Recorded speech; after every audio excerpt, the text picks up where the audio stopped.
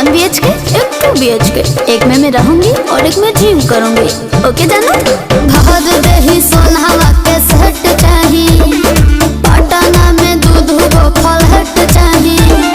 अरे एक करे जा, तू जतना खर्चा करेबू हम उतना खर्चा करब। ओकरा खाती हम भागल ना हई। आ जदी हमरा के छोड़ के गइलू तो बुझ लीह हम संतोष पागल नहीं। बना बुझे ज्यादा तू चिराई उड़न बाज हो तो बुझ ली हम हई रंगा बाज हो।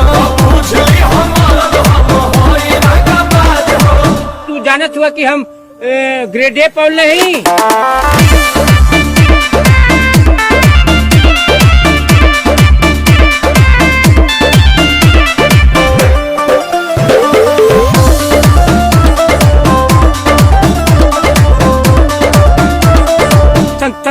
संतोष पागल नहीं। पहला बच्चर हीरो जाना के खर्चा जितना हमसे करही बेरे, तोरा से बेसी हम ले ले बानी सीछा, पीछा छोड़ा नहीं पई बेरे।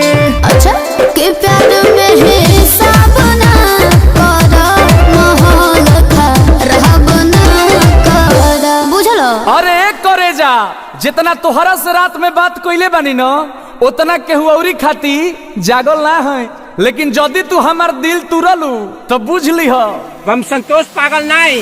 बना बुझे ज्यादा तू चिराई उड़न बाज हो तो बुझ ली हम हई रंगा बाज हो। बुझ ली हम हई रंगा बाज हो। मारम ना एक फट की एको भाषा ना बोलबा कोनो विषय में। हई रंगा बाज हो।